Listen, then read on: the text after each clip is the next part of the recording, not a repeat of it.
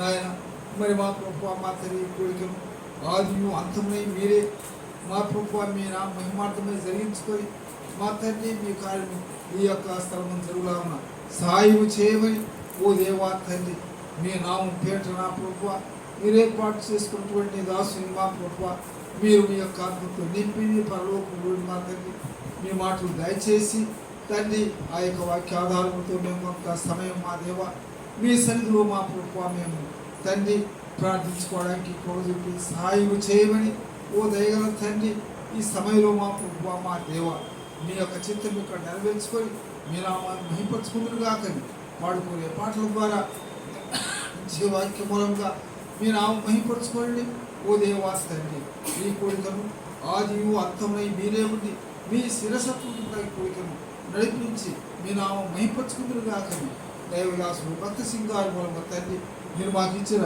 ఈ మంచి పరలోకపు ఈ నమూనాతో కూడినటువంటి సంఘ ఈ సహవాసం బట్టి ఈ సంఘ దర్శనాన్ని బట్టి ప్రభువా మీకు స్తోత్రాలు మీ శరీరం ఉన్నటువంటి సంఘములు నన్ను మమ్మల్ని మీరు అక్కడుగా స్వీకరించుకొని రక్షించుకొని మీ రక్షణ విధానం బట్టి ప్రభువా మీకు స్తోత్రాలు వందనాలు తండ్రి మేము పొందుకున్నటువంటి భాగ్యం మా ప్రభువా ఈ ప్రాంతంలో నా తండ్రి నశించిపోతున్న అనేక ఆత్మలు పొందుకొని మా ప్రభువా దేవ మీ శరీరం ఉన్నటువంటి సంఘముల అంగములుగా చేర్చబడుకు సహాయం చేయండి మీ దయగల మీ కృప వల్ల మీ గాయపడిన కర్మలకు మమ్మల్ని సమర్పించి మా ప్రభు మా రక్షకుడు విమోచకుడు యేసుక్రీస్తు వారి పరిశుద్ధ నామన ప్రార్థించి స్తుతించి వేడుచున్నాము తండ్రి ఆమేన్.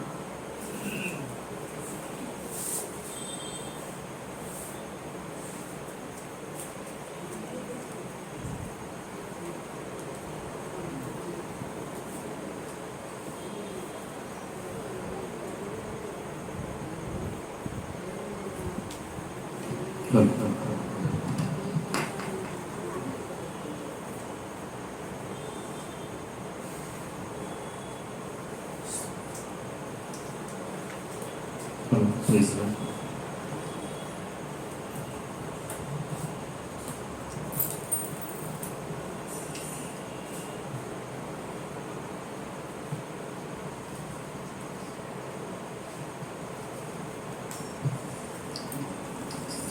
శివుని గీతములు పాట పుస్తకాలు యవనస్తుల కొరకు ఏర్పరుచుకున్న పాటలు పుస్తకం నుండి కొన్ని పాటలు పాడుకుందాం.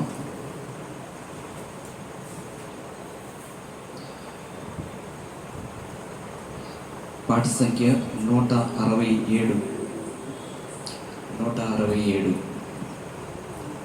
నా ప్రాణ ప్రియుడా నిన్నునే స్తుతింతుం.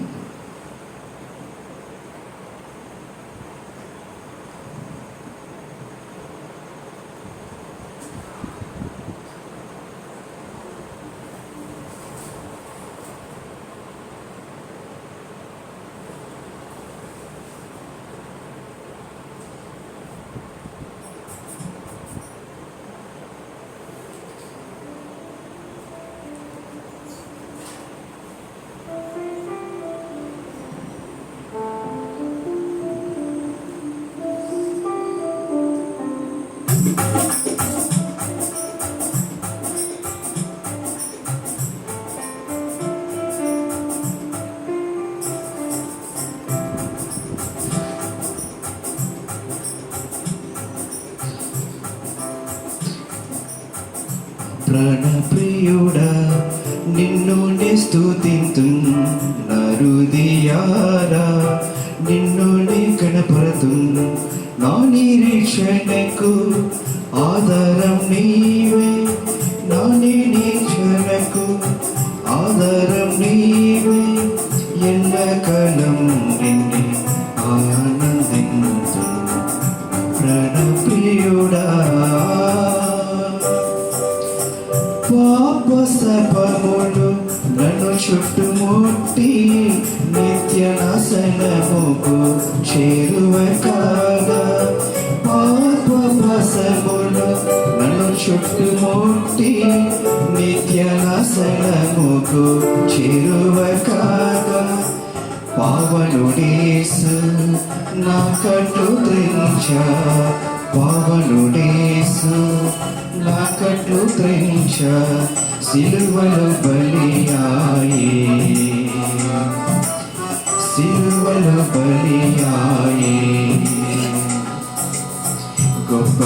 రక్షణలో నాకీర్చనని కొనియాడెదను. గొప్ప రక్షణలో నాకీర్చనని కొనియాడెదను.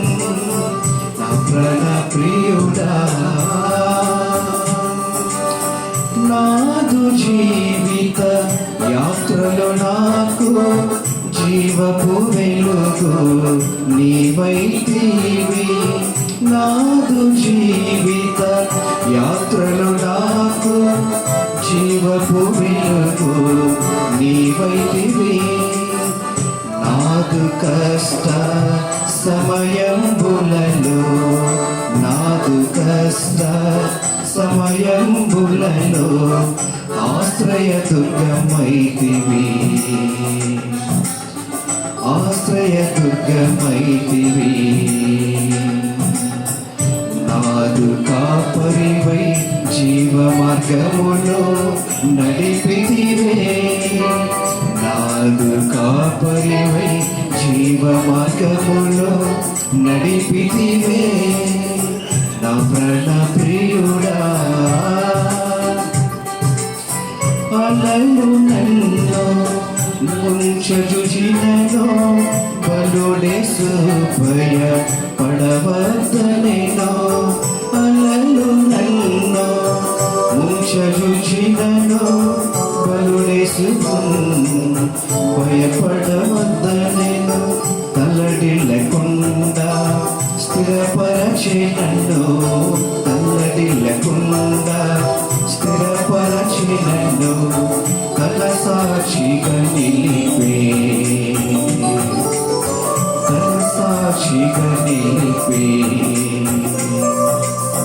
సజీవ యాగముగా నన్నే నీకు అర్పించెదను. సజీవ యాగముగా నన్నే నీకు అర్పించెదను. నా ప్రాణ ప్రియుడా తల్లిదండ్రులు నన్ను విడిచినను. కన్నీరు నా కంట రాలినను. తల్లిదండ్రులు నన్ను విడిచినను. కన్నీరు నా కంట రాలినను. కలవరపడకు కంటివి ప్రభువా. కలవరపడకు కంటివి ప్రభువా. కరుణలు చూపితివే. కరుణలు చూపితివే. అందరూ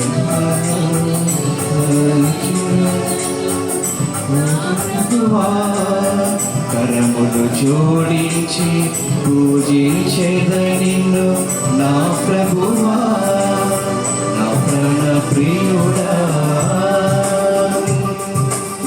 నిన్ను విడువను ఎడపాయనంటివి. నీ అరచేతిలో చెక్కిన ప్రభువా. నిన్ను విడువను ఎడపాయనంటివి. నీ అరచేతిలో చెక్కిన ప్రభువా. అందరూ మరచిన మరువలి దేవా. అందరూ మరచిన మరువలి దేవా. పొగడకనేట్లుందు. పొగడకనేట్లుందు. పరిశుద్ధులతో హల్లెలూయా పాడుచు కీర్తింతును. పరిశుద్ధులతో హల్లెలూయా పాడుచు కీర్తింతును. నా ప్రాణ ప్రియుడా నా ప్రాణ ప్రియుడా నిన్నే స్తుతింతును. నా హృదయారా నిన్నే కనపరతును. నా నిరీక్షణకు ఆధారం నీవే. నా నిరీక్షణకు ఆధారం నీవే. ఎల్లకాలం నిన్నానందింతును. ఎల్లకాలం నిన్నే ఆనందింతును. నా ప్రాణ ప్రియుడా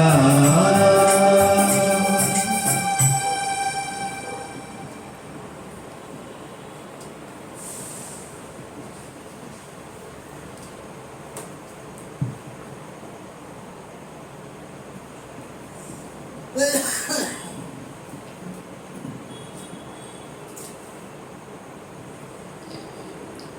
సంఖ్య 72.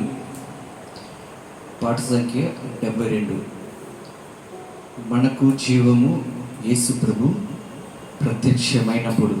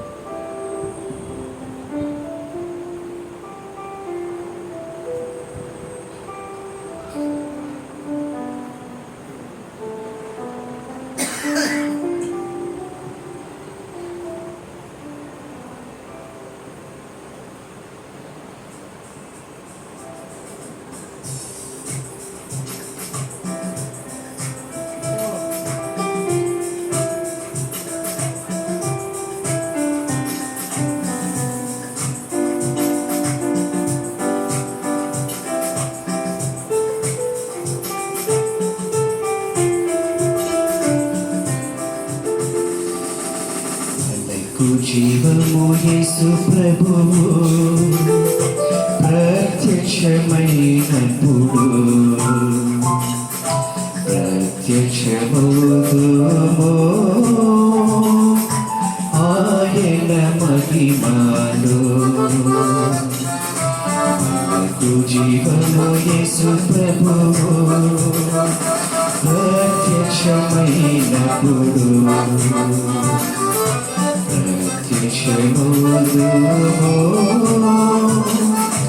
ఆయన మహిమలో.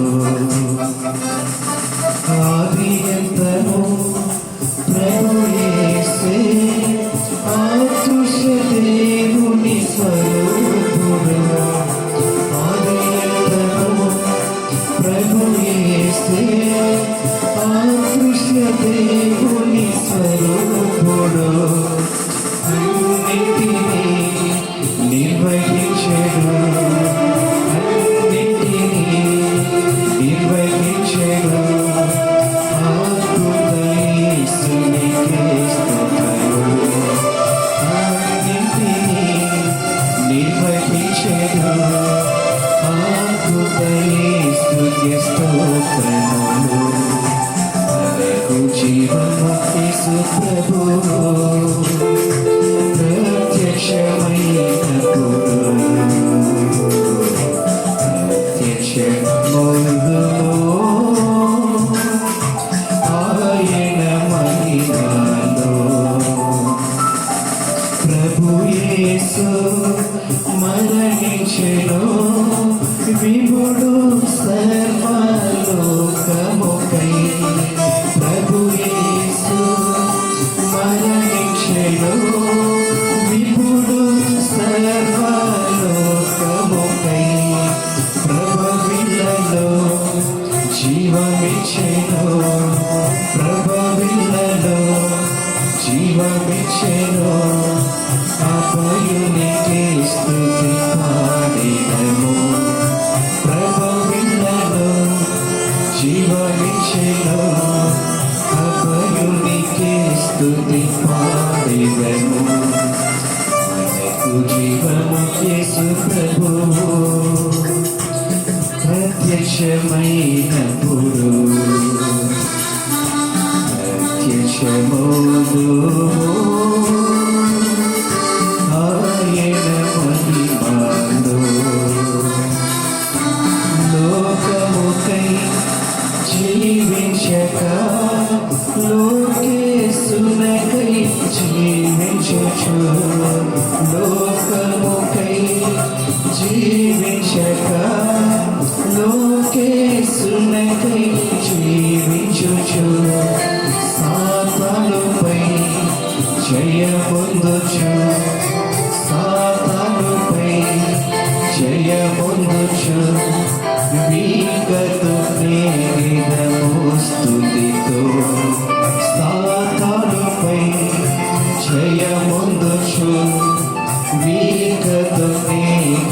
ఆరాధించెదము స్తుతితో మనకు జీవము యేసు ప్రభువు ప్రత్యక్షమైనప్పుడు ప్రత్యక్షమౌదుము ఆయన మహిమలో దైవత్వము గల యేసు అవనిలో నుండి గొప్ప మర్మము దైవత్వము గల యేసు అవనిలో నుండి గొప్ప మర్మము సంపూర్ణత గలవారమై సంపూర్ణత గలవారమై సత్యం దేశుని స్తుతించెదం సంపూర్ణత గలవారమై సత్యం దేశుని స్తుతించెదము మనకు జీవము యేసు ప్రభువు ప్రత్యక్షమైనప్పుడు ప్రత్యక్షమౌదుము ఆయన మహిమలో పరలోక పౌరులుగా పరిశుద్ధ ప్రజలముగా పరలోక పౌరులుగా పరిశుద్ధ ప్రజలముగా సర్వములో క్రీస్తేనని సర్వములో క్రీస్తేనని సర్వేస్తుని స్తుతించెదము సర్వములో క్రీస్తేనని సర్వేస్తుని స్తుతించెదము మనకు జీవము యేసు ప్రభువు ప్రత్యక్షమైనప్పుడు ప్రత్యక్షమౌదుము ఆయన మహిమలో మనకు జీవము యేసు ప్రభువు ప్రత్యక్షమైనప్పుడు ప్రత్యక్షమౌదుము ఆయన మహిమలో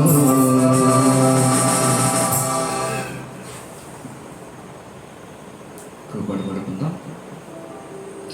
పాట సంఖ్య 83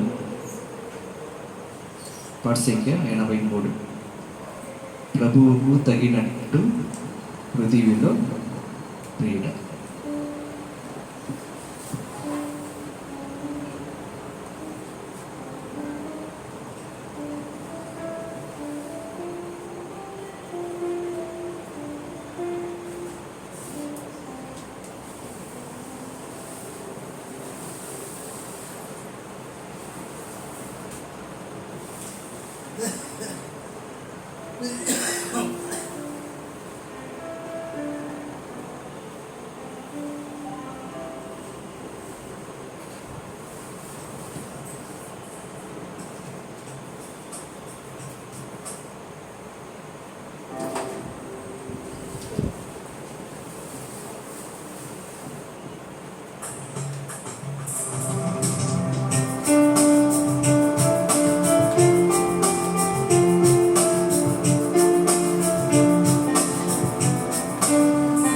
ప్రభువుకు తగినట్లు పృథివీలో ప్రియుడా బదిలముగా జీవించెదవా ప్రభువుకు తగినట్లు పృథివీలో ప్రియుడా బదిలముగా జీవించవా ఆదాము హవ్వలను నీవు సగా కేవలము దిగంబరివై యుండ ఆదామవలె నీవు సగా కేవలము దిగంబరివైయుండా ఆ దేవ గొర్రె పిల్ల చావంద సిలువలు పావన వస్త్రము మీర్చెన్ ఆ దేవ గొర్రె పిల్ల చావంద సిలువలు పావన వస్త్రముల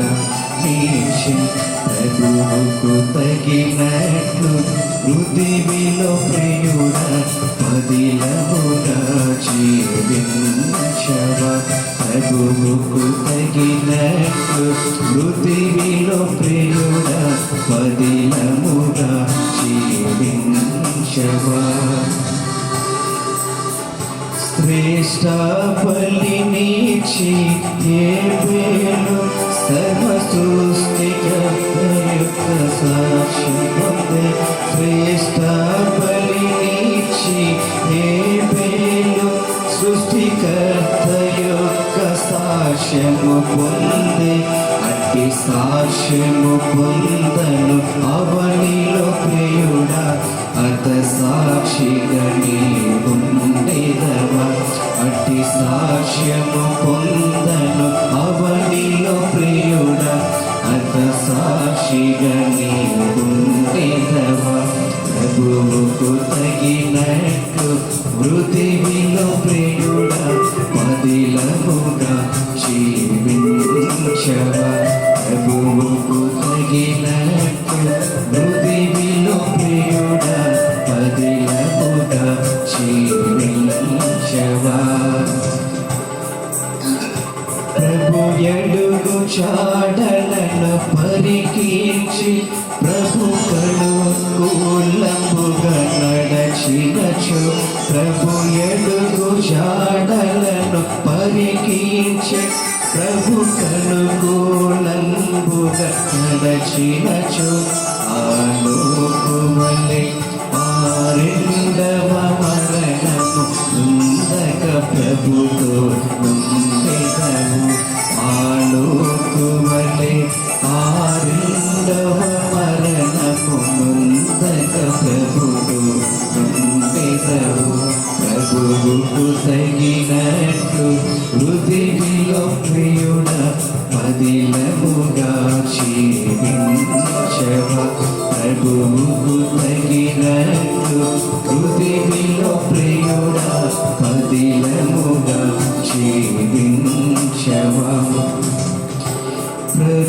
పరిశుద్ధమైన ప్రవర్తనతో ప్రభు సర్వ కవచము కలిగి పరిశుద్ధమైన ప్రవర్తనతో ప్రభు సర్వాంగ కవచము కలిగి నీతి ప్రకటించిన నోవహును పోలి ఖ్యాతి సువార్తం చాటువినన్ నీతి ప్రకటించిన నోవహును పోలి ఖ్యాతి సువార్తం చాటువినన్ ప్రభువుకు తగినట్లు పృథివిలో ప్రియుడా పదిలముగా జీవించవా ప్రభువుకు తగినట్లు పృథివిలో ప్రియుడా పదిలముగా జీవించవా మృతులను సకలేపు మహాత్ముడని తన సుతుని నపించిన ప్రభావము మృతులను సకలేపు మహాత్ముడని తన సుతున నపించిన ప్రభావము కృతికి లోనగు ఈ శరీరంబును అతనికి బలినర్పించు కృతికి లోనగు ఈ శరీరంబును అతనికి బలిగా అర్పించు ప్రభువుకు తగినట్లు పృథివిలో ప్రియుడా పదిలముగా జీవించవా ప్రభువుకు తగినట్లు పృథివిలో ప్రియుడా పదిలముగా జీవించవా తన తండ్రి ఖడ్గ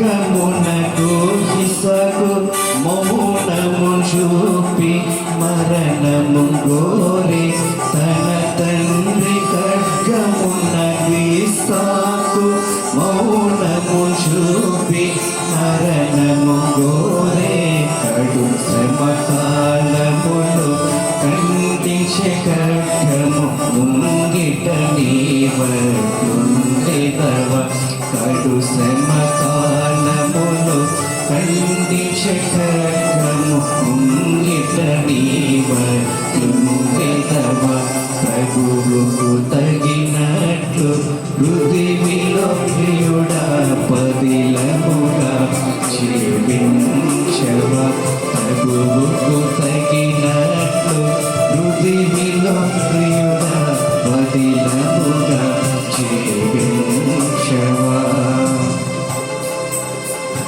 యెహోవా భయమునుంది యేసేపు ఎంత వైభవం అనుభవించినంగాచు యెహోవా భయమునుంది యోసేపు ఎంత వైభవం అనుభవించినంగాచు ఈ జీవితములో దైవ భయమునుంది అక్షయ కిరీటము పొందు నీ జీవితములో దైవ భయమునుంది అక్షయ కిరీటము పొందు ప్రభువుకు తగినట్లు పృథివిలో ప్రియుడా పదిలముగా జీవించవా ప్రభువుకు తగినట్లు పృథివిలో ప్రియుడా పదిలముగా జీవించవా. సమయంలో దేవుని వాక్యం వెళ్దాం. మన మధ్యలో ఉంటున్న సోదరుడు మనిషి దేవుని వాక్యం పంచుకుంటారు.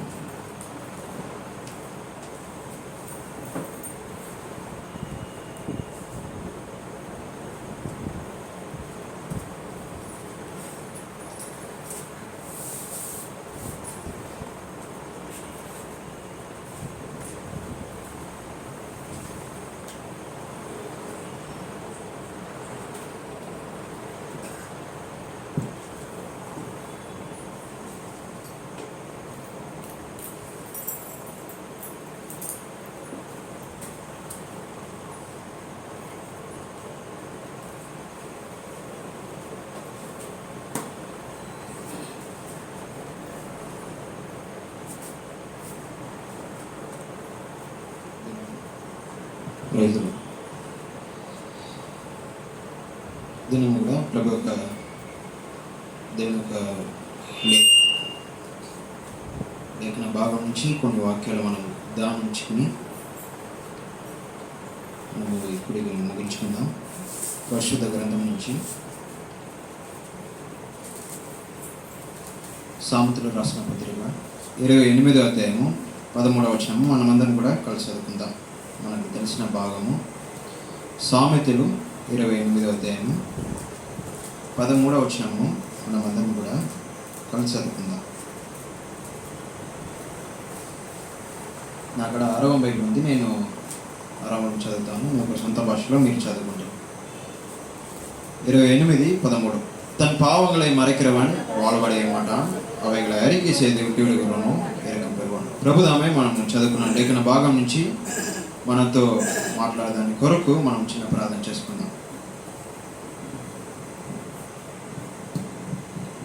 పరిశుద్ధమైన తండ్రి, ప్రేమమైన ప్రభా, ఈ రాత్రికాల సమయము ప్రభా మీ యొక్క మందిర ఆవరణలో కొద్దిగా జన్మగా కూడి వచ్చి ప్రభా మీ యొక్క నామాన్ని కీర్తించి కొనియాడేదానికి మాకు ఇచ్చిన సమయాన్ని బట్టి మేము శుద్ధిస్తున్నాం. ప్రభా ఇంతవరకు పాట ద్వారా మీ యొక్క నామాన్ని మహిమపరుచుకున్నారు. ప్రభా ఇప్పుడు కూడా కొంచెంసేపు మీ యొక్క వాక్యము మేము ధ్యానించినగా మీరే మాకు సహాయంగా ఉండి, మీరే మాకు తోడుగా ఉండి, మీరే మమ్మల్ని నడిపించండి. మీ యొక్క లేఖన భాగంతో మీరే మాతో మీరు మాట్లాడండి. ప్రభా మీ యొక్క సమయాన్ని వ్యర్థం చేయకుండా ప్రభా మీ యొక్క ఆత్మ నడిపింపుతో మమ్మల్ని నింపమని ప్రభా వచ్చిన బిడ్డల కొరకు స్థితిస్తున్నాం. ప్రభా ఇంకా మార్గం వచ్చే వారి కొరకు ప్రార్థన చేస్తున్నాం. మీరే ప్రభా మీ యొక్క ముందు రావడానికి తీసుకురామని ప్రభా ఈ దినము ప్రభా యొక్క ఇంటికి రాలేకుండా ఉన్న వారి కొరకు, వాళ్ళ యొక్క అనారోగ్యము, వాళ్ళ యొక్క ఇబ్బందులు, వాళ్ళ యొక్క పరిస్థితిని బట్టి మేము ప్రార్థన చేస్తున్నాం ప్రభా.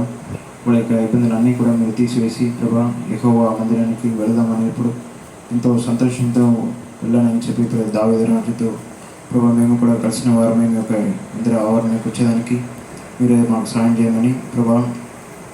ఈ స్థలంలో నిలబడడానికి నేను ఏమాత్రము అరుగున ఏగుని కాదు, పుట్టివాడిని మట్టివాడిని ప్రభా. మీరే నాకు నోటికి బూరగా ఉన్నది ప్రభా. మీ యొక్క శిలువ చాట నన్ను మరుగు చేయండి ప్రభా.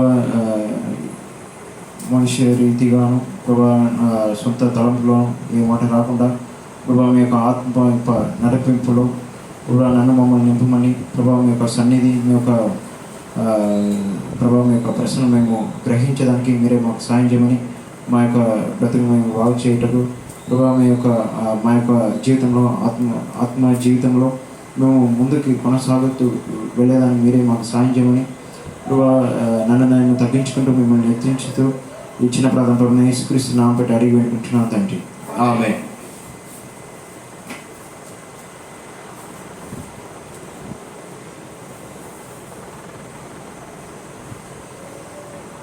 మత్తయి రాసిన సువార్త పత్రిక క్షమించండి సామెతలు 28:13 మనం ఒక వాక్యం చదువుకున్నాం. తన అతిక్రమను దాచిపెట్టేవాడు వరదలుడు, వాటిని ఒప్పుకునొచ్చు విడిచిపెట్టేవాడు కనికరము పొందెను. సో ఇక్కడ 3 గుంపులు ఉన్నారు. ఎవరంటే మొట్టమొదటి గుంపు ఎవరంటే తన అతిక్రమాన్ని దాచిపెట్టేవాడు. రెండవ గుంపు ఎవరంటే వాటిని ఒప్పుకుని ఉన్నవారు. మూడవ గుంపు ఎవరంటే విడిచిపెట్టేవారు. ఈ 3 గుంపులు కూడా ఈ దినము ఉన్నారు. ఎందరైతే తన అతిక్రమాన్ని చూడండి, ఈ లోకంలో క్రైస్తవులను కూడా ఈ 3 గుంపులు ఉన్నారు కదా. కొందరు ఏం చేస్తున్నారంటే అతిక్రమాన్ని దాచిపెడుతున్నారు. కొందరు ఏం చేస్తున్నారంటే వాటిని ఒప్పుకుంటున్నారు. అయితే 3వ గుంపులాగా ఎవరు ఉండరు. వాళ్ళు ఎవరంటే వాటిని విడిచిపెట్టేవారు. ఈనాడు క్రైస్తవంలో మనం ఏ గుంపులో ఉన్నాము?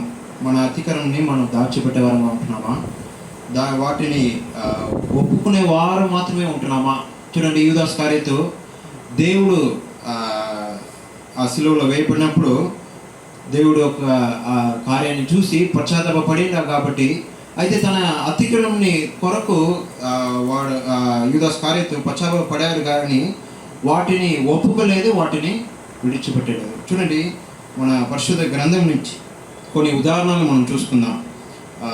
ఎందరైతే తన యొక్క జీవితంలో తన పాపాన్ని, తమిళ్లో పాపం అని రాసి ఉంది, అయితే తెలుగులో అతిక్రమం అని ఉంది. తన యొక్క జీవితంలో పాపాన్ని ఒప్పుకున్న కొన్ని వ్యక్తిని గురించి మనం చూసుకుందాము. మొట్టమొదటిగా ఆదికాండము 20 యాకోబు ఏశాని గురించి మనము కొన్ని విషయాలు మనం చూసుకుందాం. 25వ అధ్యాయంలో యాకోబు ఏశాని గురించి ఒక వాక్యము రాయబడి ఉంది. ఈ యాకోబు ఎలాంటి వాడంటే, యాకోబు అంటే మోసపు చేయవాడు అని చెప్పబడుతుంది. యాకోబు అంటే ఇతరుల్ని మోసం పుచ్చేవాడు అని రాయబడింది. యాకోబు యొక్క జీవితంలో ఒక 3 విషయాలు. మొట్టమొదటిగా ఆదికాండము 22వ వచనంలో, తెలుగులో ఎవరైనా చదవండి. ఆదికాండము 25:22 ఆమె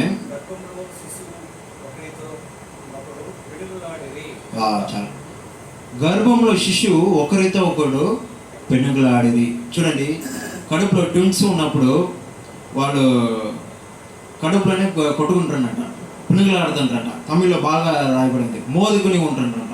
చూడండి, యాకోబు కడుపులోనే వాళ్ళ అన్నతోటి పెనుగులాడేదానికి స్టార్ట్ చేశాడు.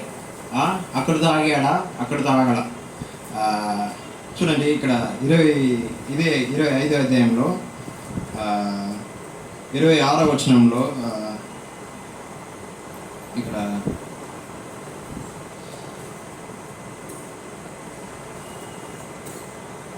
అన్న యొక్క కాలుని పట్టుకుని యాకోబు బయటికి వస్తున్నాడు.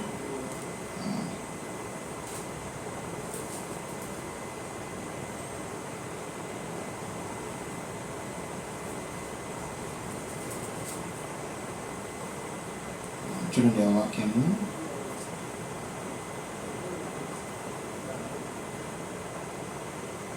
తర్వాత 26 25వ అధ్యాయము 26వ వచనంలో తర్వాత అతని సహోదరుడు బయటికి వచ్చినప్పుడు అతని చెయ్యి ఏసావు మడిమెను పట్టుకొని ఉండెను. ఏసావు మడిమెను పట్టుకొని ఉండెను. యాకోబు ఏం చేశాడంటే కడుపులో గర్భంలో ఉన్నప్పుడు పినుగులాడేది మాత్రమే కాకుండా ఏసావు ముందు బయటికి వచ్చేటప్పుడు నువ్వు ముందు వెళ్తావా, నేను కదా వచ్చేది అని చెప్పి కాలు పట్టుకుని వస్తానంట. తమిళ్లో బాగా రాయబడి ఉంది. అవునుడు కుదిగాల ఇప్పుడైతే వందానని చెప్పి, అంటే తన యొక్క కాళ్ళను పట్టుకుని బయటికి వస్తున్నాడు. చూడండి, యాకోబు ఒక జీవితంలో పినుగులాడేది మాత్రం కాకుండా తన అన్న ముందు బయటికి వచ్చాడు. ఏసా నువ్వు గర్భంలో చూడండి, అందుకే దావీదు రాజా 51వ కీర్తనలో 10వ వచనం అంటున్నాడు కదా, ఇదిగో నేను పాపంలోనే పుట్టినవాడిని, నా తల్లి నన్ను పాపమున గర్భం ధరించాను అని రాయబడింది. చూడండి, కడుపులో పుట్టే ప్రతి మనుషుడు కూడా పాపంలో పుట్టేవాడుగాను పాపంలో జన్మించేవాడుగాను ఉంటున్నాడు. యాకోబు కూడా తన జీవితంలో పాపంలోనే తన తల్లి యొక్క గర్భంలో ఉన్నప్పుడు తన అన్నతోటి జగడం వేసే వ్యక్తిగాను పినుగులాడే వ్యక్తిగాను ఉన్నాడు. అక్కడితో ఆగిపోయాడా చూస్తే అక్కడితో ఆగిపోడా, ఇంకా ఎక్కువగా తన యొక్క అన్న కాళ్ళని పట్టుకుని నువ్వు ముందు పోకూడదని కాళ్ళు పట్టుకున్నాడట. చూడండి, మన జీవితంలో కూడా క్రైస్తవులు ఉన్న మనం కూడా ఇలాగనే మనం ఉంటున్నాము. అంటే ఎవరైనా ఒకరు ముందుకు రావాలి, ముందుకు వస్తున్నారంటే వాళ్ళ యొక్క కాళ్ళను పట్టి కింద లాగే జీవితంగా మనం ఉంటుంది. అందుకే చూడండి, అక్కడ లూకా 15వ అధ్యాయంలో తన కుమారుడు తప్పిపోయిన కుమారుడి గురించి మనం చూస్తున్నాం. తన యొక్క కుమారుడు పశ్చాత్తాపపడి తన తండ్రి దగ్గరికి వచ్చినప్పుడు తన తండ్రి గొప్ప విందు చేస్తున్నాడు. ఒకప్పుడు నీ తమ్ముడు చనిపోయాడు, ఇప్పుడైతే మరలా బ్రతికి వచ్చాడు అని వాళ్ళ నాన్న తన అన్న దగ్గర వచ్చి అన్నప్పుడు వాళ్ళ అన్నకి అది నచ్చలా. వాళ్ళన్న చూడండి ఇంటికి బయటనే నిలబడుకున్నాడంట. 15వ అధ్యాయంలో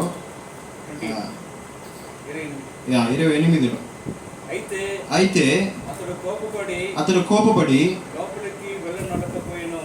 లోపలికి వెళ్ళనకపోయాను. మనసు లేదని తమిళ రాయబడి పోగ మనదిల్లామలు ఇందాను, లోపలికి వెళ్ళేదానికి మనసు లేదంట. చూడండి, యాకోబు కూడా ఏషా మొట్టమొదటిగా బయటికి వచ్చేటప్పుడు నువ్వు వెళ్ళకూడదని తన కాళ్ళు పట్టుకుని బయటికి వస్తున్నాడు. అక్కడితో ఆగాడా? అక్కడితో ఆగల. చూడండి, 32వ వచనము, ఆది కాండము 25వ అధ్యాయము 32వ వచనంలో ఇంకొక భయంకరమైన విషయం చేస్తున్నాడు. ఏషా నేను చావబోచున్నాను, ఈ శ్రేష్టత్వము ఎందుకనెను. తన అన్న వేటకు వెళ్ళి ఎంతో అలసిపోయి వచ్చినప్పుడు చేస్తున్న కంజిని ఆహారంని అడిగేటప్పుడు నీ శ్రేష్టత్వము నాకు అమ్మివే అని అడుగుతున్నాడు.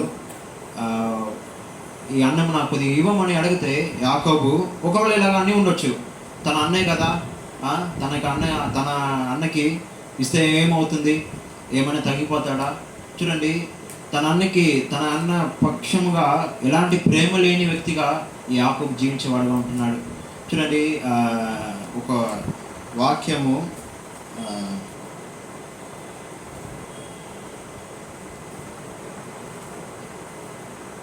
காணாத தன் கண்ட சகோதரத்தில் அன்பு வைக்காதவன் காணாத தேவனத்திலே எப்படி அன்பு செலுத்துவான். 1 యోవాను 4వ అధ్యాయము 20వ వచనంలో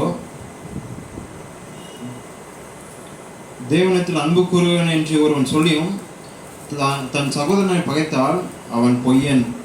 தன் கண்ட சகோதரத்தில் அன்பு கூறாமல் இருக்கிறவன் ఎవడైనను నేను దేవుని ప్రేమించుచున్నానని చెప్పి తన సహోదరుని ద్వేషించిన ఎడల అతడు అబద్ధికుడగును. అవతడు అబద్ధికుడు అవ్వను.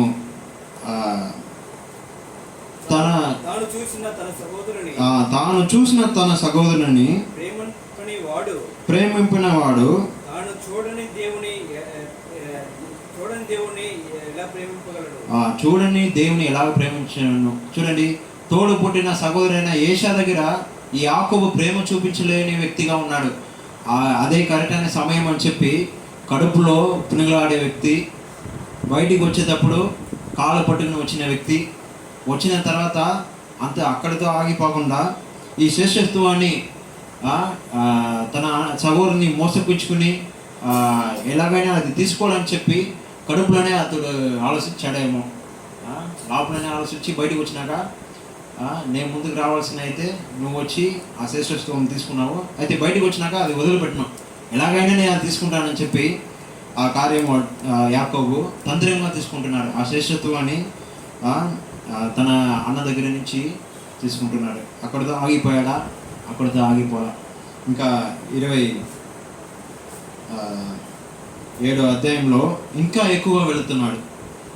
ఇంకా ఒక మెట్టు పైకి వెళ్తున్నాడు. ఇక్కడ ఏం చేస్తున్నాడంటే, ఈషాకు చనిపోయే దినంలో ఉన్నప్పుడు ఏషా తన మొదటి కుమారుడైన ఏషాని పిలిచి, నువ్వు అడవికి వెళ్ళి నా కొరకు కొన్ని కార్యము నాకు నా నోటికి రుచికరంగా కొన్ని పదార్థాలు చేసి పెట్టు అని అడిగేటప్పుడు ఈ కార్యమన్నీ కూడా తన అమ్మ రెబెకా వింటుంది. రెబెకా యాకోబుని పిలిచి, మీ నాన్న ఇలాగ అంటున్నాడు, మీ నాన్న ఏషాకి దీవెన ఇవ్వాలని చెప్పి ఈ వేటకి వెళ్ళి నువ్వు నాకు కొన్ని కార్యాలు విందు చేసి పెట్టాలన్నప్పుడు రెబెకా తంత్రముగా యాకోబుని పిలిచి యాకోబు దగ్గర ఈ కార్యమన్నీ కూడా చేస్తుంది. ఏషాకి రావాల్సిన దీవెనని యాకోబు దొంగతనం చేస్తున్నాడు. చూడండి, 4 విషయము యాకోబు జీవితంలో ఉంది. మొట్టమొదటిగా యాకోబు గర్భంలో పునిగులాడే వ్యక్తిగా ఉన్నాడు. రెండవది తన యొక్క అన్నని యొక్క కుదిగాలను పట్టుకుని, అంటే వారిని పైకి అన్నే కదా, నా తోడు పుట్టేవాడే కదా, వెళితే ఏమి అంటే ఆ జీవితం ఎలాంటి జీవితం అంటే, ఎవరైనా ముందుకు రావాలని అనుకుంటే వాళ్ళని ముందుకు రాకుండా చేసే ఒక వ్యక్తిగా యాకోబు ఉన్నాడు. అంత మాత్రమే కాకుండా మోసపుచ్చే జీవితం యాకోబుది. తన యొక్క అన్న యొక్క శ్రేష్ఠత్వాన్ని దొంగతనం చేస్తున్నాడు. అంత మాత్రమే కాకుండా తన యొక్క అన్న యొక్క దీవెనల్ని ఏసలాగా వేషం వేసుకుని దీవెనన్నీ కూడా దొంగలించే వ్యక్తిగా ఉన్నాడు. చూడండి, పాపము తన యొక్క జీవితంలో ఎంతగా ఉండిందంటే ధైర్యంగా చేస్తున్నాడు అన్నీ కూడా.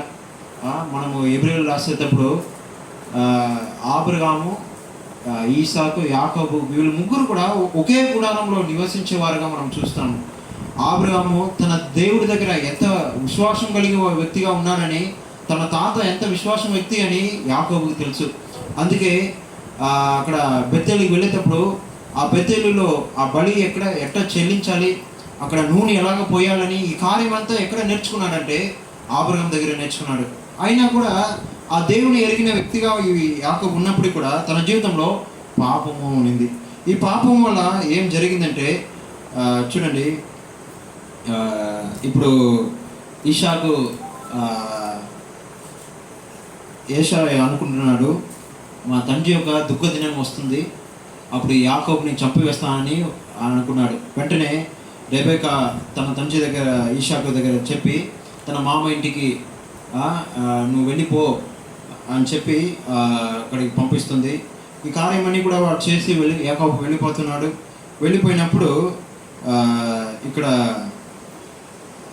28వ అధ్యాయంలో 15వ వచనంలో చూడండి,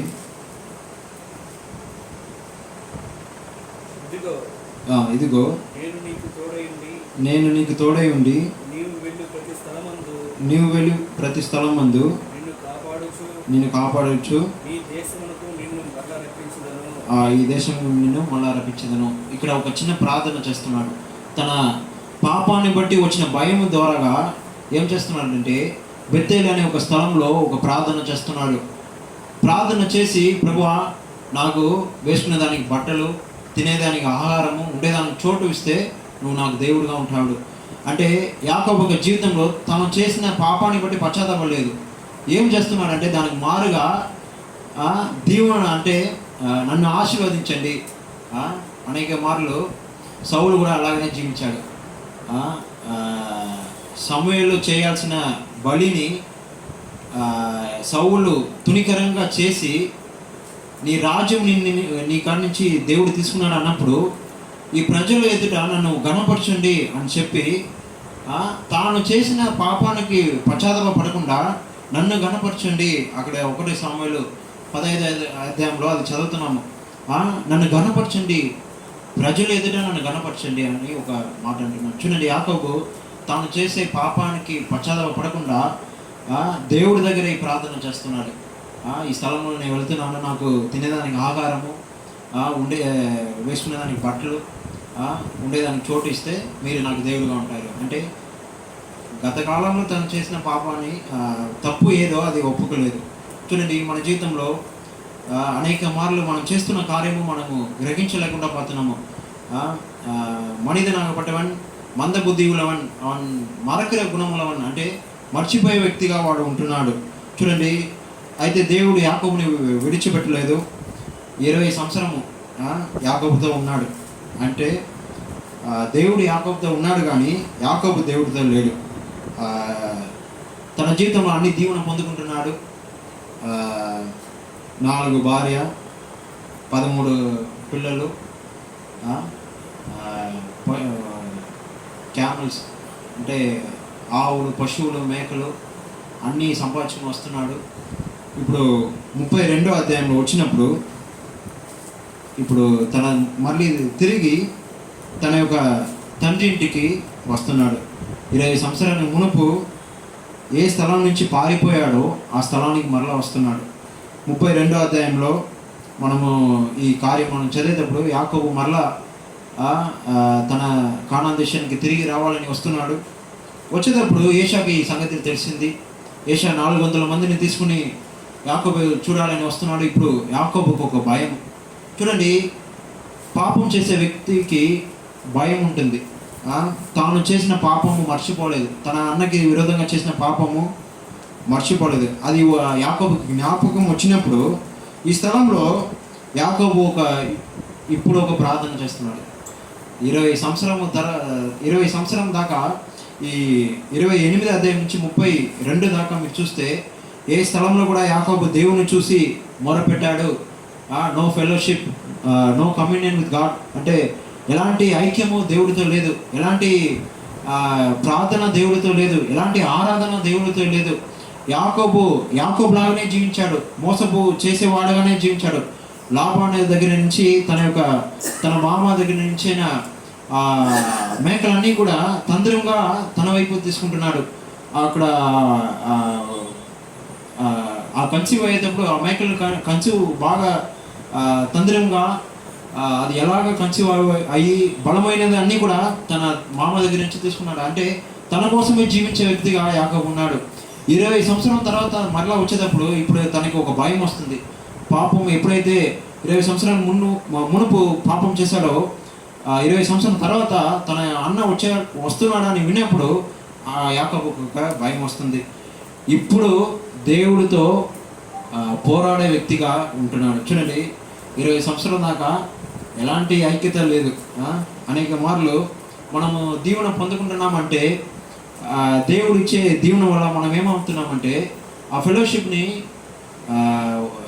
ఆ ఐక్యతని మనం కోల్పోతున్నాము. దేవుడు మనల్ని ఆశీర్వదిస్తున్నాడు, మట్టిగా మనల్ని హెచ్చిస్తూ వస్తున్నాడు. అయితే దేవుడితో ఉన్న ఆ సహవాసము మనకి లేకుండా పోతుంది. చూడండి, అదే యాకోబు అంటున్నాడు కదా, లాబాను దగ్గర 30వ అధ్యాయంలో వచ్చేటప్పుడు అంటున్నాడు,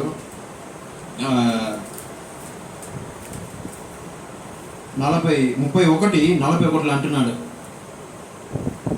ఆది గణము 31:41లో ఇది వరకు నీ ఇంట్లో 20 ఏళ్ళు ఉంటిని, నీ ఇద్దరు కుమార్తెల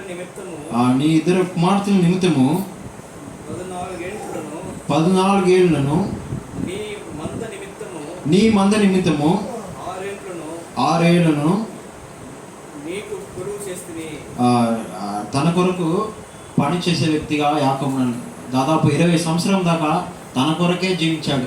చూడండి, ఇప్పుడు మరణ భయము తన ఎదుట తన అన్న 400 మంది తీసుకుని వస్తున్నాడు అని ఆ సంగతి విన్నప్పుడు భయం వస్తుంది. తను చేసిన పాపము జ్ఞాపకం వస్తుంది. తన అన్నకి వ్యతిరేకంగా చేసే కార్యము జ్ఞాపకం వచ్చి భయపడుతున్నాడు. అయితే ఈ స్థలంలో యాకోబు చేసే ఒక మంచి కార్యం ఏమనగా దేవుడితో ఇప్పుడు ఆయన పోరాడే వ్యక్తిగా ఉంటున్నాడు. చూడండి, దేవుడితో ఎప్పుడైతే పోరాడుతున్నాడో దేవుడు తన జీవితాన్ని మార్చేవాడుగా ఉంటున్నాడు. దేవుడు కూడా ఇదే మన దగ్గర కోరుకుంటున్నాడు. ఆయన దగ్గర మనము పోరాడే వ్యక్తిగా మనం ఉండాలని. వెరసిల్ ఇంగ్లీష్లో బాగా రాయబడింది, వెరసిలింగ్ విత్ గాడ్ అని రాయబడింది. అంటే వెరసిల్ అంటే సండ వేస్తున్నాడంట దేవుడితో. అక్కడ 24వ వచనంలో చివరి భాగం రాయబడి ఉంది తమిళ్లో. విడిమలము అవునోడే పోరాడి తెల్లవారు వరకు అతనితో పినుగులాడి. ఈ పినుగులాడి ఎక్కడ చేశాడు? మొట్టమొదటిగా తన తల్లి గర్భంలో తన అన్నతో పినుగులాడే వ్యక్తిగా ఉన్నాడు. అయితే ఇప్పుడు చూడండి, దేవుడితో ఆ పురుషుడితో యాకోబు పినుగులాడే వ్యక్తిగా మారిపోయాడు. ఇప్పుడుదా నిజమైన దేవున తన పాపాన్ని బట్టి పశ్చాత్తాపడుతున్నాడు. చూడండి, ఇక్కడ తను చేసే మొట్టమొదటి కార్యం ఏమనగా 27వ వచనంలో ఆదికాండము 32:27లో ఆయన నీ పేరు ఏమని అడగక అతడు యాకోబు అని చెప్పాను. దేవుడు మన దగ్గర కోరుకునే మొట్టమొదటి కార్యం ఏమనగా నువ్వు ఎవరు, నీ పేరు ఏంటి అని అడుగుతున్నాడంట. ఎందుకు ఈ విషయం యాకోబు దగ్గర అడిగాడంటే అక్కడ 27వ అధ్యాయం 18వ వచనం, ఆదికాండం 27:18లో ఇక్కడ తన తండ్రి అడుగుతున్నాడు, అయ్యా నువ్వు ఎవరు? 27:18 చివరి భాగంలో ఉంది.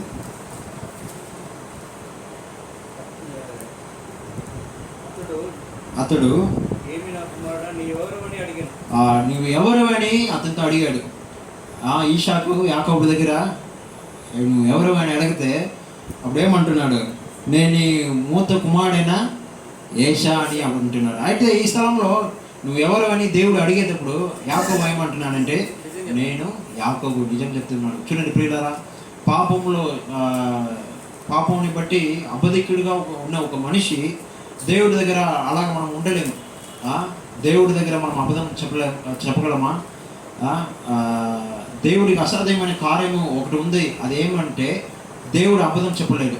ఎబ్రియల్ యాకోబులో రాయబడింది, it is impossible to lie God.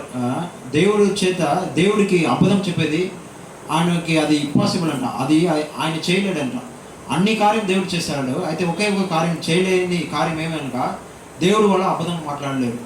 ఆయన ఎవ్వెలవైనా పొయ్యి ఉరేయాద దేవన్ అంటే అబద్ధము మాట్లాడని దేవుడుగా ఆయన ఉంటాడు. యాకోబు తన జీవితంలో ఈ మరణ భయం వచ్చినప్పుడు యాకోబు చేసిన మొట్టమొదటి కార్యం ఏమనగా తన పాప పరిస్థితిని ఒప్పుకున్నాడు. నేను ఎవరంటే నేను యాకోబుని, ఇంకా నేను యాకోబుగా జీవించకుండా ఉండాలని దేవుడితో పోరాడే వ్యక్తిగా ఉన్నాడు. చూడండి, ఇక్కడ నన్ను ఆశీర్వదించిన తప్ప నేను మిమ్మల్ని వదలను అంటున్నాడు. తనకి ఆశీర్వాదం లేదా? బాగా దీవెన పొందుకున్నాడు. 20 సంవత్సరము బాగా సంపాదించుకున్నాడు. అన్నీ కూడా యాకోబుకు ఉంది. అయితే ఈ స్థలంలో వచ్చినప్పుడు తన జీవితము మార్చబడుతుంది. ప్రియులారా, మన జీవితంలో అతిక్రమం దాచిపెట్టువాడు వరదల్లడు. యాకోబుకి ఎన్ని ఆశీర్వాదాలు ఉన్నప్పటికీ కూడా అన్నీ కూడా తన దృష్టికి ఆశీర్వాదంలా కనపడలేదు. ఈ స్థలంలో వచ్చినప్పుడు యాకోబు నన్ను ఆశీర్వదించిన తప్ప మిమ్మల్ని నేను వదలను అంటున్నాడు. తన భార్య కనిపించబడలేదు, తన కుమారుడు కనిపించలేదు, తనకున్న కుమార్తె కనిపించలేదు, తనకున్న మేకలు పశువులు ఎంటుక కార్యమన్నీ కూడా తనకి కనిపించలేదు. దేవుడి దగ్గర పుణ్యలాడే వ్యక్తిగా నన్ను ఆశీర్వదించిన తప్ప నేను మిమ్మల్ని వదలను అని సెలవించేవాడుగా ఉంటున్నాడు. ప్రియులారా, మన జీవితంలో అతిక్రమను ఎప్పుడైతే మనం దేవుడి దగ్గర ఒప్పుకుంటున్నామో నిజమైన దీవెన మనం పొందుకుంటున్నాము. యాకోబు అప్పుడే తన జీవితం మార్చబడింది. అప్పుడు అంటున్నాడు కదా, ఇంకమే నీ పేరు యాకోబు అనకుండా ఇశ్రాయేలు అని మార్చబడుతుంది. ప్రియులారా, మన జీవితంలో పాపము చేత మనము చూడండి, యెరెమీయా గ్రంథము 5వ అధ్యాయము మొట్టమొదటిగా ఈ పాపము మనకి ఏం చేస్తుందంటే యెరెమయా గ్రంథము 5వ అధ్యాయము 25వ వచనంలో చివరి భాగంలో రెండవ భాగం రాయబడి ఉంది. మీ మీ పాపము మీకు నీ పాపములే కారణం. మీ పాపము మీకు మేలు కలుగునట్టుగా మీకు మేలు కలుగకుండుటకు మీ పాపములే కారణములు. ఆ పాపము ఏం చేస్తుందంటే మనకు మేలు కలగకుండా చేస్తుంది. పిల్లల యాకోబుకి మేలు పొందక లేకుండా ఉన్న పరిస్థితి ఏమనగా తను చేసిన పాపము. ఎప్పుడైతే దేవుడి దగ్గర తన పాపాన్ని ఒప్పుకున్నాడో, నేను యాకోబుని ఒప్పుకున్నాడో, ఇశ్రాయేలుగా తన జీవితం మార్చబడింది. ఈనాడు మన జీవితం మార్చబడాలంటే యాకోబులాగా మనం కూడా మన అతిక్రమాన్ని, మన పాపాన్ని మనం దాచిపెట్టకుండా దేవుడి దగ్గర ఒప్పుకునే వారుగా ఉండాలి. దాని తర్వాత యాకోబు యొక్క జీవితం ఇశ్రాయేలుగా మార్చబడిన తర్వాత నిజమైన ఆత్మీయ రీతి అయిన ఆశీర్వాదము ఇశ్రాయేలు యాకోబు పొందుకున్నాడు. చూడండి, యాకోబు ఒక పేరు ఆది కాండం నుంచి నూతన నిబంధనలో కూడా యాకోబు ఒక పేరు రాయబడుతూ వచ్చింది. అయితే రెబెకా పేరు రాయబడలేదు. రెబెకా పశ్చాత్తాపపడి తన సొంత కుమారుడికి వ్యతిరేకంగా చేసిన కార్యము బట్టి రెబెకా ఎప్పుడు చనిపోయిందని రాయపడలేదు. అయితే తన కుమారులు వాళ్ళు చూశారని రాయపడలేదు. తిరిగి ఏషా యాకోబు ఇద్దరు కలిసి వచ్చినప్పుడు రెబెకా ఆ స్థలంలో ఉందా అని, దాని తర్వాత మన అధ్యాయం చదివితే రెబెకా పేరు ఉండదు. రెబెకా ఏమైంది అని కూడా రాయపడలేదు. చూడండి ఎంత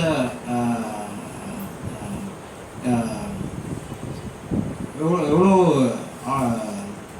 తన జీవితంలో ఎంతో నష్టాన్ని పొందుకునేది కదా. చూడండి, మన ఇంట్లో కూడా కుమారులు ఉంటే ఒక కుమార్ని ఒకలాగా చూసేది, ఇంకో కుమార్ని ఇంకోలాగా చూసేది. అలా ఉన్నప్పుడు వాళ్ళ మధ్య వచ్చే సమస్యలు చూస్తున్నాం. చూడండి, రెబెకా దీవెన పొందకుండా చనిపోయింది. రెబెకా ఎక్కడ చనిపోయిందని రాయలేదు. రెబెకా చేసిన ఒక పెద్ద తప్పు ఇదిగా ఉంది. చూడండి, యాకోబు వాళ్ళమ్మ వాళ్ళు చేసిన కార్యం నుంచి యాకోబు దేవుడి దగ్గర ఒప్పుకునేవాడుగా ఉంటున్నాడు. మన జీవితంలో మేలు పొందుకోవాలంటే మన పాపాన్ని మనము ఒప్పుకోవాలి. మన అతిక్రమను మనము దాచిపెట్టకుండా వాటిని మనము దేవుడి దగ్గర ఒప్పుకోవాలి. చూడండి, రెండవ కార్యము మనం చూస్తే ఈ పాపము మన జీవితంలో ఇంకొక కార్యము కీర్తనలు 55వ అధ్యాయము 51వ అధ్యాయము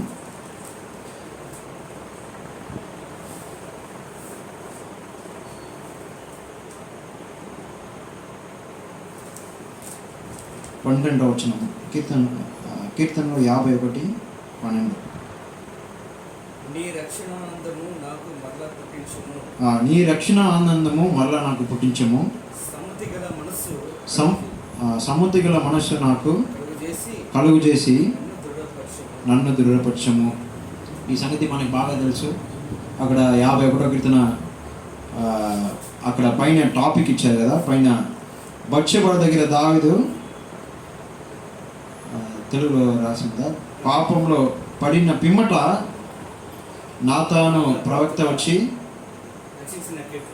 రక్షించిన కీర్తన. తన పాపాన్ని బట్టి అవన్ పావతే ఉనెత్తి బోధు పాడిన సంగీతమని రాయబడి. అంటే పాపము చేసిన తర్వాత నాతాను ప్రవక్త వచ్చి తను గద్దించి దాని తర్వాత రాసిన కీర్తననే రాయబడింది. చూడండి, రెండవ సంగతి ఏమనగా పాపం చేసే వ్యక్తికి సంతోషం ఉండదు. అందుకే దావీదు రాస్తున్నాడు, రక్షణ సంతోషము మరలా పుట్టించము. ఇక్కడ 2వ సమయం 12వ అధ్యాయంలో మనం చదువుతుంటే ఈ కార్యం మనకి బాగా తెలుసు. ఇది ఇలాగ ఆలోచించి చూడండి. దావీదు రాజు, ఆయన రాజుగా ఉన్నాడు. ఒక వ్యక్తి వస్తున్నాడు, తన ఎదుట వచ్చి నిలబడి ఒక కథ చెప్తున్నాడంట.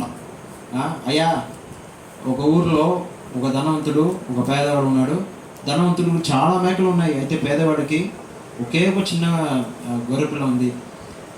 ధనవంతుడు ఇంటికి ఒక ప్రయాణికుడు వచ్చినప్పుడు ఈ ధనవంతుడు పేదవాడి దగ్గర ఉన్న గొర్రెపిల్లని తీసి చంపి ఆ వచ్చిన ప్రయాణికుడికి విందు చేసి పెట్టి పంపించాడు అన్నప్పుడు చూడండి, చూడండి, నాతాను ప్రవక్త వచ్చిన వెంటనే దావీదు నువ్వు పాపం చేశావు, నువ్వు ఇలాగా చేశావు, నువ్వు దేవుడి వ్యతిరేకంగా పాపం చేశాడని అనలేదు.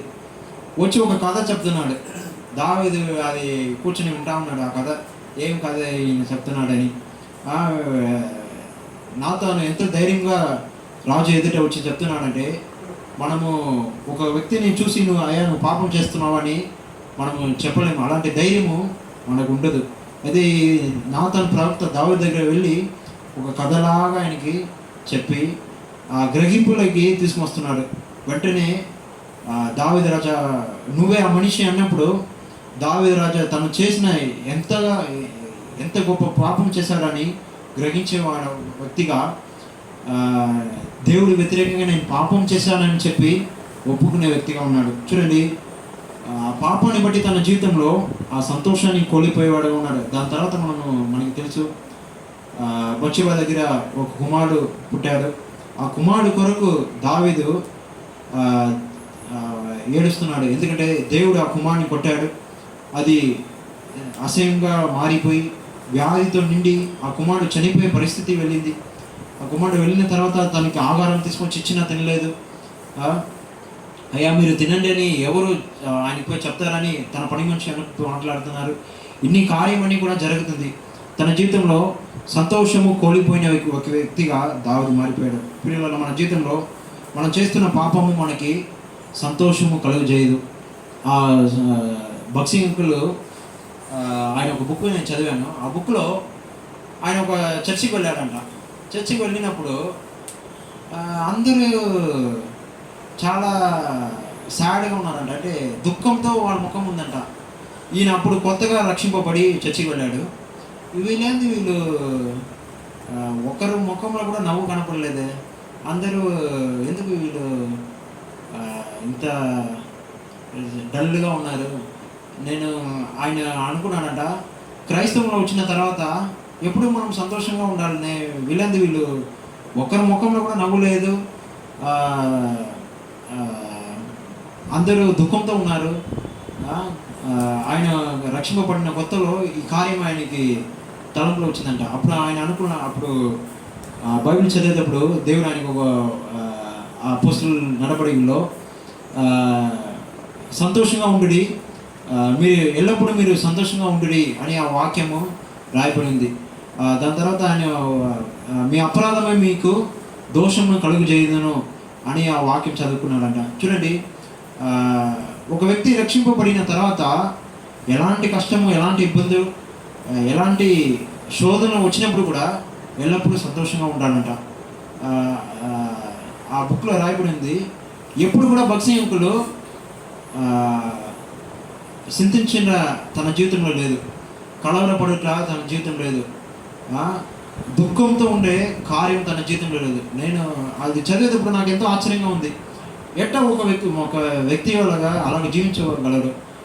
మనకి ఒక చిన్న కష్టం వచ్చినా కూడా మనము తట్టుకోలేకుండా పోతున్నామే. అంత గొప్ప మనిషి ఎన్నో ఆస్తులు ఉన్నప్పుడు కూడా అది విడిచిపెట్టి ఒక పూట అన్నము ఆ బాంబే ప్రాంతంలో దొరకకుండా జీవించినప్పుడు కూడా ఎలాగా భక్ష్యంకులు ఎలాగా ఆయన సంతోషంగా జీవించగలడంటే తన జీవితంలో పాపం అనే కార్యము లేదు. పాపము ఎప్పుడైతే ఒక మనిషి జీవితంలో ఉంటుందో ఆ మనిషి ఒక ముఖము వాడిపోయిన ఒక ముఖంగా ఉంటుంది. ఎప్పుడు డల్గా ఉంటాడు, సంతోషంగా ఉంటుంది ముఖంలో. భక్ష్యంకుల దగ్గర ఆ కార్యము మనం నేర్చుకోవాలి. దావీదు రాజు దాని తర్వాత ఈ పాపం చేశాడా, దాని తర్వాత ఈ సంతోషం కోల్పోయాడా అని చూస్తే కోల్పోయలేదు. దాని తర్వాత మనకి బాగా తెలుసు, అభిషాయిని తీసుకొచ్చి పెడుతున్నారు. పాపం చేయకుండా తన శరీరాన్ని కాపాడుకుంటున్నాడు. అంటే దేవుడు ఎదుట నేను పాపం చేయనని, ఆ సంతోషం మళ్ళా నేను కోల్పోనని చెప్పి తన జీవితంలో జీవించే వ్యక్తిగా ఉన్నాడు. ప్రియులారా, ఈ దినము పాపముని బట్టి మనము మన జీవితంలో సంతోషాన్ని కోల్పోతున్నాము. అయితే ఎప్పుడైతే మన పాపాన్ని ఒప్పుకుంటున్నామో మరలా ఈ సంతోషాన్ని దేవుడు మనకు అనుగ్రహిస్తున్నాడు. మూడవ సంగతి, పాపం వల్ల వచ్చే కార్యం చూడండి. సామెతలు 14వ అధ్యాయము 34వ వచనం. సామెతలు 14వ అధ్యాయము 34వ వచనము. 14:34వ వచనం. నీది జనత యువేతం పావము ఎంత జనతకు మిగిల్చి. నీతి జనములను ఘనత ఎక్కుటకు కారణము, పాపము ప్రజలకు అవమానము తెచ్చును. మూడవదిగా పాపం ఏం చేస్తుందంటే అవమానం తెస్తుందంట. ఆదాము అవ్వ పాపం చేసినప్పుడు వాళ్ళకి సిగ్గుగా ఉండింది. దేవుడు పిలుస్తున్నాడు, ఆదాము నువ్వు ఎక్కడ ఉన్నావు అంటే, నేను దేవుడు ఒక స్వరాన్ని విని నేను భయపడి దానుకున్నాను అంటున్నాడు. అంటే తన దిగంబర స్థితిని ఎరిగాడు. ఎదుట రాలేకుండా పోతున్నాడు. వస్తే ఏమవుతుంది? సిగ్గుపోతుంది కదా. షేమ్ పప్పి షేమ్ అంటే మన చిన్న బిడ్డలను చూడండి, వాళ్ళు ఏడుస్తున్నారు కదా. వాళ్ళు తల్లి స్నానం చేసేటప్పుడు ఎవరైనా అరే షేమ్ అంటే వాళ్ళు కప్పుకుంటున్నారు. వాళ్ళు భయపడి వాళ్ళ ఒళ్ళుని వాళ్ళు కప్పుకుంటున్నారు. చూడండి, పాపం చేసే వ్యక్తి అలాగనే ఉన్నాడంట. వాళ్ళ యొక్క దిగంబర స్థితి వాళ్ళకి అవమానం తీసుకొస్తుంది. ఎందరైతే పాపం చేస్తున్నారో వారు అవమానం పొందుకుంటున్నారు. ఆదాము అవ్వ కూడా అవమానం పొందుకున్నారు. దేవుడు పిలిచినప్పుడు రాలేకుండా పోయారు. చూడండి, ఒక వ్యక్తి న్యూస్లో మనం ఇదంతా చూస్తున్నాం కదా, బాగా చదువుకున్న ఒక వ్యక్తి ఐఏఎస్ ఐపీఎస్ లేకపోతే ఒక ఎమ్మెల్యేనో ఒక ఎంపీనో ఉంటే లంచంలో పట్టుకున్నారా అనుకోండి, వాళ్ళు ఏం చేస్తున్నారు, టక్కున పోలీసు మీడియా వచ్చేటప్పుడు కచ్చెలు తీసుకుని ఇట్లా ముఖంలో పెట్టుకుంటున్నారు. వాళ్ళ ముఖం ఎవరు చూడకూడదు, ఇట కప్పుకుని అట్లా వెళ్తున్నారు కదా. ఎందుకు అట్లా వెళ్తున్నారంటే అవమానంగా ఉంది. పాపం చేసిన వల్ల వాళ్ళకి అవమానం వచ్చింది కాబట్టి వాళ్ళ యొక్క ముఖాన్ని వాళ్ళు కప్పుకుంటున్నారు. చూడండి, మన ప్రభువైన యేసుక్రీస్తు మన జీవితంలో ఉన్న ఈ అవమానాన్ని తీసుకుని వేశాడు. ఆయన అవమానపడ్డాడంట. ఎబ్రియులకు రాసిన పత్రిక మనకు తెలిసిన లేఖన భాగము 2వ అధ్యాయంలో 12వ అధ్యాయము 2వ వచనంలో அவர் தமக்கு முன் வைத்திருந்த சந்தோஷத்தின் பொருட்டு அவமானத்தை எண்ணாமல் சிலுவை சகித்து தேவனுடைய సింహాసనத்தின் వలது పార్శ్వத்தில் వీక్షించారు. ఆయన ఎదుట ఉన్న సంతోషాన్ని బట్టి ఆ అవమానాన్ని ఆయన అంగీకరించాడు. ప్రియులారా, మన జీవితంలో ఈ పాపాన్ని బట్టి మనకి అవమానం వస్తుంది. అయితే ఈ అవమానము ప్రభువైన యేసుక్రీస్తు ఆ సిలువలో మోసివేశాడు. ఈనాడు మనకి ఎలాంటి అవమానం వచ్చినా మనం సంతోషంతో అది సహించాలి. చూడండి, అపోస్తలుల కార్యంలో 5వ అధ్యాయంలో ఇక్కడ ఈ పేతురుతో ఉన్న అపోస్తలులు అందరూ కూడా వాళ్ళని తీసుకుపోయి వెళ్ళి జైల్లో వేస్తున్నారు. వాళ్ళని కొడుతున్నారు. ప్రభువైన యేసుక్రీస్తుని గురించి మీరు బయట చెప్పకూడదని వాళ్ళు కాడ చెప్తున్నారు. అలా చెప్తే మిమ్మల్ని మేము చంపివేస్తామంటున్నారు. అయితే వాళ్ళు ఏం చేస్తున్నారంటే, అక్కడ అపోస్తలుల కార్యం 5వ అధ్యాయం 41వ వచనంలో రాయబడి ఉంది. 5వ అధ్యాయము 41వ వచనము. ప్రతిదినము దేవాలయంలోను బోధించుచు దానికి ముందు వచ్చిన 41 ఆ నామం కొరకు అవమానం పొందుటకు పాత్రులను అని ఎంచబడినందున. చూడండి ప్రియులారా, ఈ అపోస్తలులు అందరూ కూడా ప్రభు యొక్క నామాని కొరకు అవమానపడేదానికి వాళ్ళు మేము పాత్రలమని ఎంచుకున్నారంట. చూడండి, ఒకప్పుడైతే ఈ పాపము మనకి అవమానం తీసుకొస్తుంది. ఎప్పుడైతే ప్రభువైన యేసుక్రీస్తు ఆ శిలువలో మన పాపాన్ని మోసి ఆయన అవమానం పొందుకున్నాడో, ఆయన ఒక ముఖంలో ఉమ్మి వేసినప్పుడు ఆ అవమానాన్ని సగించాడు. ఆయన్ని చంపులతో కొట్టేటప్పుడు ఆ అవమానాన్ని ఆయన సగించాడు. చూడండి, ఒకరిని ముఖంలో ఉమ్మి వేసే అవమానం కంటే పెద్ద అవమానం లేదు. అలాంటి అవమానాన్ని మన ప్రభువైన యేసుక్రీస్తు శిలువలో ఆయన సగించే వ్యక్తిగా ఆయన ఉన్నాడు. చూడండి, ఈ నామాన్ని కొరకు ఈ అపోస్తలులు అందరూ కూడా, ఈ పేతురుతో ఉన్న అపోస్తలులు అందరూ కూడా ప్రభువైన యేసుక్రీస్తు నామాన్ని బట్టి అవమానము పొందేదానికి వాళ్ళు పాత్రలని ఎంచుకున్నారంట. చూడండి, ఈనాడు మన జీవితంలో మనము క్రీస్తు కొరకు మనము అవమానం సగించే వారంగా మనం ఉండాలి. కొంతమందిని చూస్తే బైబిల్ చేతిలో పట్టుకుపోయి వెళ్ళేదానికి కూడా సిగ్గుపడుతున్నారు. అది ఒక అవమానంగా ఎంచుకుంటున్నారు. నేను ఒక క్రైస్తవుని అని చెప్పేదానికి అవమానం, వాళ్ళకు సిగ్గుగా ఉందంట. ఆఫీస్లో ఉన్నా, పనిలో, స్కూల్లో ఉన్నా, ఎక్కడ మన పని చేసే స్థలంలో ఉన్నా నేను ఒక క్రైస్తవుని అని చెప్పేదానికి మనం అవమానం పడకూడదు. చూడండి, ఆనాడు వీళ్ళందరూ కూడా ప్రభు నామాని కొరకు వాళ్ళు అవమానపడే వ్యక్తిగా ఉన్నారు. మన ప్రభు అయిన యేసుక్రీస్తే ఆయన అవమానపడితే మనము ఆయన నామాన్ని బట్టి మనము అవమానం పొందేదానికి మనము ముందుకు రావాలి. చూడండి, కొన్నిసార్లు మనకి కొన్ని పర్యంతులు నువ్వు మాతోటి రా, మనం బయటికి వెళదాము, సినిమాకి వెళదాము, లేకపోతే మనము ఇక్కడ తిరిగేదానికి మనం వెళదాము అనేప్పుడు ఆ దినము మనకేముంటుందంటే సంఘం ఉంటుంది, ఒకవేళ సంఘ ప్రార్థన ఉంటుంది, ఆ దినం మనకి స్వార్థ కూడిక ఉంటుంది, లేకపోతే ఏదో ఒక యానివర్సరీ మీటింగ్, ఏదో ఒక స్పెషల్ మీటింగ్ ఉంటే మనం నో అనేదానికి మనం చెప్పుకోవాలి. ఒకవేళ అట్లా నో అంటే వాళ్ళు ఏం చేస్తారంటే మనల్ని కిండల్ చేస్తారు, మనల్ని అవమానపరుస్తారు. అరే ఎప్పుడు చూసినా దేవుడు దేవుడు దేవుడు అంటున్నావు, దేవుడు తప్ప నీకు వేరేం తెలియదా, అసలు ఈ లోకంలో నువ్వు ఎందుకు బ్రతుకుతున్నావు, ఒక ఎంజాయ్ చేసేదానికి నీకు తెలియదు, అసలు నువ్వు బ్రతికేదే వేస్ట్ అంటున్నారు. మా ఆఫీస్లో కూడా నేను ఒకసారి పాండిచ్చేరికి వెళ్దాం రారా అని మా టీలో ఇప్పుడు నేను చర్చికి వెళ్ళాలంటే అరే వేస్ట్ రా నువ్వు ఎందుకు ఉన్నావు, ఒక ఎంజాయ్ చేసేదానికి నీకు తెలియదు, ఏమీ నీకు తెలియదు.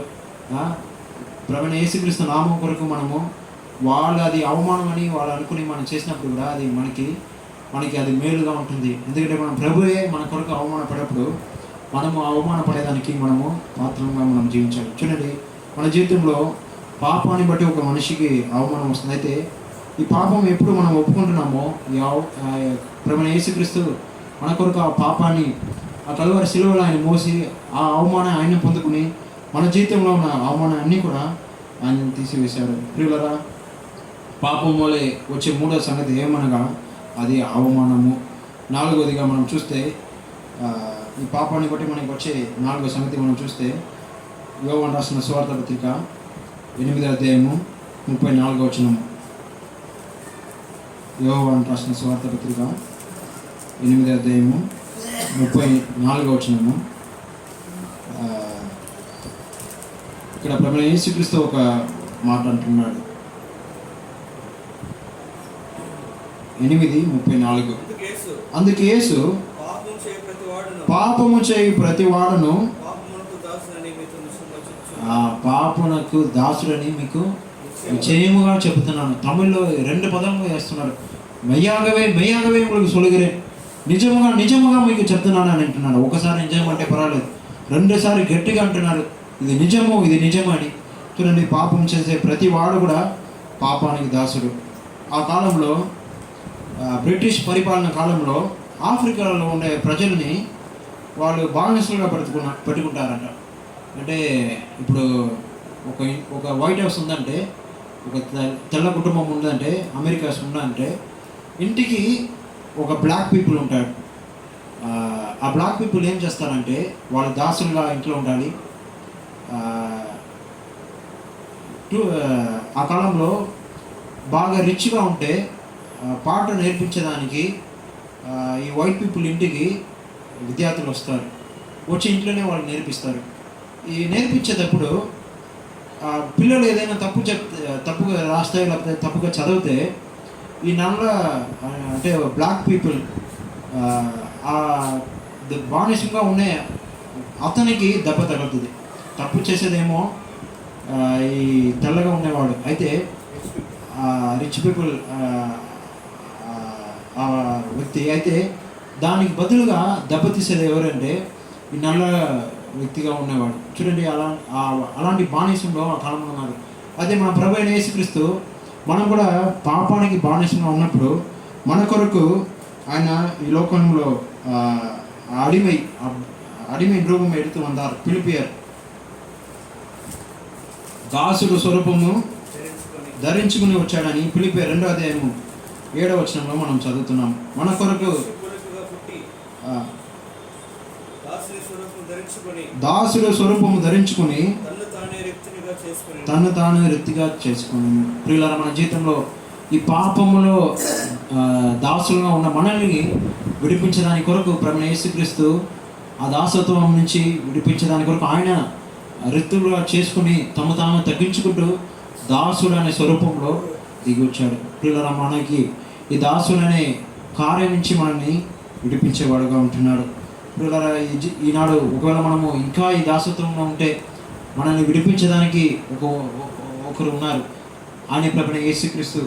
ఎందుకంటే ఆయన మన కొరకు దాసుడుగా ఈ లోకంలో వచ్చాడు. వృత్తులుగా తాను తగ్గించుకుంటూ మనుష్య స్వరూపంలో ఈ లోకంలో దిగి వచ్చిన వ్యక్తిగా ఉన్నాడు. ప్రియులారా, ఈ పాపము మన జీవితంలో మనల్ని దాసత్వంలో తీసుకువెళ్తుంది. అయితే ప్రభువైన యేసుక్రీస్తు నామంలో మనం ఆయన పిలిచినప్పుడు ఈ దాసత్వం నుంచి మనల్ని ప్రభు బయటికి తీసుకొచ్చేవాడుగా ఉంటున్నాడు. దాని తర్వాత అప్పుడు ఒక పెద్ద రెవల్యూషన్ జరిగింది. ఈ వైట్ పీపుల్, బ్లాక్ పీపుల్ అని అందరూ కూడా ఒక గొప్ప రెవల్యూషన్ జరిగి అందరు కూడా సమానమే అని ఒక పోరాటం ఆ దినము జరిగి అక్కడ రేసిస్ట్ అనే కార్యంని పోరాడి జయించే వ్యక్తిగా వాళ్ళు ఉన్నారు. అయితే ఈనాడు ఈ దాసత్వంలో ఉన్న మనల్ని విడిపించడానికి ప్రభువైన యేసుక్రీస్తు మన కొరకు దాసత్వముగా తాను రిక్తులుగా చేసుకుని ఈ లోకంలో దిగి వచ్చిన వాడుగా ఉన్నాడు. దాసత్వంలో గలాతీ 4వ అధ్యాయంలో మీరు ఇంటికి వెళ్ళి చదవండి ఎన్ని దాసత్వం ఉందని. ఈ లోకానికి మనము దాసత్వంగా ఉన్నాము. లోక కార్యానికి ఉలగ వழிபாடுகளுக்கு நாம் అడిమైపట్టగలం. ఉలగ స్నేహితుడికి நாம் అడిమైపట్టగలం. లోక స్నేహానికి మనము లోక నటనకి అడిమైపట్టగలం అని దాసత్వాన్ని గురించి అక్కడ రాయబడింది. చివరిగా ఈ పాపంని గురించి మనం చదివినప్పుడు యాకోబు రాసిన సువార్త పత్రిక 1వ అధ్యాయము 15వ వచనము. చివరిగా ఈ పాపం మన జీవితంలో చేసే కార్యము యాకోబు 1వ అధ్యాయము 15వ వచనము. దురాశ గర్భము ధరించి పాపము కనగా పాపము పరిపక్వమై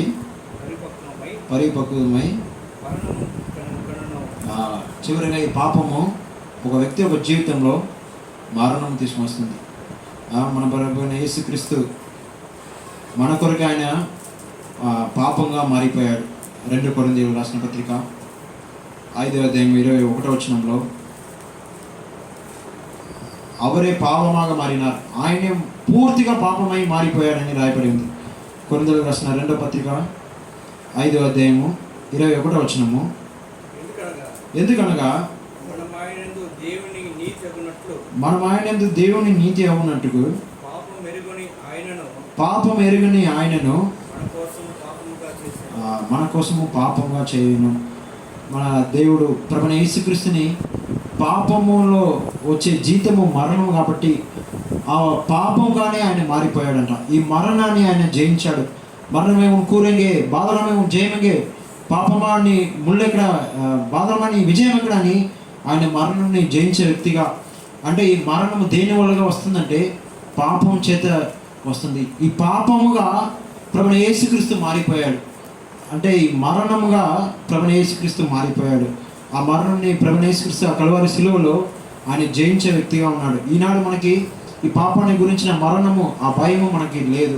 ఇప్పుడు ఒకవేళ ఇలాంటి దాసత్వంలో ఈ పాప భయంలో మనం ఉంటే ఈనాడు ప్రభువైన యేసుక్రీస్తు మనకి ఆయన మన కొరకు మరణించే వ్యక్తిగా ఈ దాసత్వం నుంచి ఈ మరణ భయం నుంచి మనల్ని విడిపించే వ్యక్తిగా ఉన్నాడు. ఇప్పుడు అయితే మనం ఏం చేయాలంటే సామెతలు 28:13 వచనము, తన అతిక్రమం దాచిపెట్టేవాడు వర్ధలుడు, వాటిని ఒప్పుకునొచ్చి విడిచిపెట్టేవాడు కనికరము పొందును. యాకోబు తన జీవితంలో తన అతిక్రమాన్ని దాచిపెట్టకుండా ఒప్పుకున్నాడు. దావీదు తన అతిక్రమాన్ని దాచిపెట్టకుండా ఒప్పుకున్నాడు. మూడో వ్యక్తి ఒక వ్యక్తి ఉన్నాడు. ఆయన ఎవరంటే కేయాషి. మనకి బాగా తెలుసు. తన జీవితంలో తను చేసిన అతిక్రమాన్ని దాచిపెట్టకుండా అది ఒప్పుకోకుండా ఉన్నాడు కాబట్టి తన జీవితంలో పొందుకున్న నష్టాలు మనకు తెలుసు. నయమానికి వదిలిపెట్టిన కుష్ఠరోగము తనకు మాత్రమే కాకుండా 10 తరం వరకు ఈ కుష్ఠము నీకు వస్తుందని ఎలీషా ప్రవక్త తనకి అన్నప్పుడు చూడండి ఎంత ఘోరమైన పరిస్థితి దాని జీవితంలో పొందుకున్నాడు. దేవుడు ఈనాడు మన జీవితంలో కోరుకునే ఒకే ఒక కార్యం ఏమనగా మన అతిక్రమని మనం దాచిపెట్టకుండా దాన్ని ఒప్పుకోవాలని. ఎందుకంటే ఈ పాపం ఏం చేస్తుందంటే మన జీవితంలో మేలు కలుగు చేయకుండా చేస్తుంది. ఇర్మీయా గ్రంథం 5:25 చదువుకున్నాం, మీ పాపమే మీకు మేలు కలగకుండా చేస్తుందని, కారణంగా ఉందని మనం చదువుకున్నాం. ఈ పాపము చూడండి సంతోషము తీసివేస్తుంది. కీర్తనగాడు దావీదు రాజు 51వ కీర్తన 12వ వచనంలో రాస్తున్నాడు, రక్షకుని సంతోషితే తిరుమైన తారమని. బత్షెబ దగ్గర పాపంలో పడినా కాబట్టి సంతోషాన్ని కోల్పోయే వ్యక్తిగా ఉన్నాడు. పాపము మన జీవితంలో సంతోషం తీసుకువస్తుంది. సామెతల్లో 14వ అధ్యాయంలో మనం చదువుకున్నాం, పాపము మనకి అవమానం తీసుకొస్తుంది. ఆదాము అవ్వ ఎప్పుడైతే పాపం చేశారో దేవుడు పిలిచినప్పుడు ఎదుట రాలేకుండా పోయారు. అవమానం ప్రియులారా, మన జీవితంలో ఈ పాపం మనకి అవమానం తీసుకొస్తుంది. 4వదిగా పాపము మనల్ని దాసత్వం తీసుకువెళ్తుంది. పాపానికి మనము దాసత్వంగా మారిపోతున్నాం. చూడండి, ఇంట్లో ఇల్లు ఓడిల్లు ఉందంటే ఆ ఇంట్లో ఒక కురివి పిచ్చిగా ఇంట్లో వస్తుంది. ఒకసారి వచ్చి వెళ్ళిపోతుంది, మరలా ఒకసారి వస్తుందంట. వచ్చి ఏదైనా కరెక్ట్ అయినా ఒక స్థలం చూసుకుంటుందంట. చూసుకుని ఆ స్థలంలో ఒక పుల్ల తీసుకొచ్చి పడుతుంది. మరలా అది వెళ్ళి కొంచెం కొంచెంగా కొన్ని పుల్లలు తీసుకొచ్చి పెట్టి ఒక గూడులాగా రెడీ చేసుకుంటుంది. గూడులాగా రెడీ చేసుకుని కొన్ని దినము ఆ గూడులోనే కూర్చుంటుంది. కొన్ని దినము తర్వాత ఆ గూడులో పిల్లలు వస్తుంది. చూడండి, అంటే ఈ పాపం అనే కార్యానికి ఉదాహరణ అంటున్నాను. అంటే అది వచ్చేటప్పుడే మనం తరిమి వేస్తే అది మళ్ళీ రాదు. ఆ కుర్చీ తీసుకొచ్చి పెట్టేటప్పుడే మనం అది తీసివేస్తే మరలా రాదు. ఒకవేళ అది పోనీలే అంటే చివరిగా అది ఒక కుటుంబంలాగా అయిపోయేది. పాపం కూడా అట్నే ఒకసారి చేసేటప్పుడే అది పాపము తప్పు అని చెప్పి విడిచిపెడితే పర్వాలేదు. వ్యసనం కూడా అట్లనే. ఒకసారి తాగుతానంట. జోష్మాలో ఒక సాక్షి విన్నాను. ఒక వ్యక్తిని పాపం నుంచి నేను ఎలాగైనా ఆ వ్యక్తిని తీసుకుని రావాలని చెప్పి ఒక అంకుల్ ఏం చేస్తారంటే వాళ్ళతో కలిసి నేను జీవించి వాళ్ళ ఎందుకు పాపం నుంచి బయటికి రాలేదు అని చెప్పి వెళ్ళిపోయాడంట. ఈయన వెళ్ళిపోయిన తర్వాత ఒక 2 నెలలు అయిందంట, 3 నెలలు అయిందంట, సంఘంకి వచ్చేది ఈ వ్యక్తి రాలేదంట. వీళ్ళు ఏంది నా ఫ్రెండ్ని తీసుకెళ్తున్నానని చెప్పి వెళ్ళిన వ్యక్తి ఏంది రాలేదు అని వీళ్ళు వెళ్ళి ఆ వ్యక్తిని చూస్తే ఆ వ్యక్తితో ఈ వ్యక్తి కలిసి ఇద్దరు కూర్చొని తాగుతున్నారంట. పాపం చూడండి, ఒక వ్యక్తిని అంటే కొంచెంగా ఆ అడిక్షన్లకి తీసుకువెళ్ళి వారిని కూడా పాపంలో పడిపోయేటట్టుగా చేస్తున్నారు. పాపానికి దాసులై వాళ్ళు మారిపోతున్నారు. చిరుగా పాపము మన జీవితంలో మరణం తీసుకువస్తుంది. ఇలాంటి పాపము మనకి ఉండకూడదంటే మన అతిక్రమని మన పాపము దాచిపెట్టకుండా మనం ఒప్పుకునేటప్పుడు ఎప్పుడైతే యాకోబు ఒప్పుకున్నాడో, ఎప్పుడైతే దావీదు ఒప్పుకున్నాడో వాళ్ళ యొక్క జీవితము మార్చబడింది. ఆవికురియ ఆత్మ జీవితము వాళ్ళు దీవెన పొందుకున్నారు. ఇప్పుడు ఈ అన్ని 5 కార్యములకి ఆపోజిట్గా మనం చూడవచ్చు. మేలు పొందుకున్నారు, సంతోషం వచ్చింది, అవమానం లేకుండా వాళ్ళు అవమానానికి ఆపోజిట్ అంటే ధైర్యంగా వాళ్ళు ఘనత వాళ్ళు పొందుకుంటున్నారు. 4వది దాసత్వం కాకుండా వాళ్ళు స్వతంత్రంగా వాళ్ళు మారుతున్నారు. చివరిగా మరణం బదులుగా 5వది నిత్య జీవము వాళ్ళు పొందుకునే వ్యక్తిగా వారు ఉన్నారు. మన జీవితంలో ఎప్పుడైతే మన పాపాన్ని మనం ఒప్పుకుంటున్నామో, దాచిపెట్టకుండా మనము దేవుడి దగ్గర ఒప్పుకుంటున్నామో, దేవుడు మనకి 5 దీవెనలు ఇచ్చే వ్యక్తిగా ఉంటున్నారు. అలాగే జీవించడానికి మన పాపాన్ని మనం ఒప్పుకుని అది దేవుడి దగ్గర ఒప్పుకుని జీవించడానికి ప్రభు మనకి సాయం చేయను.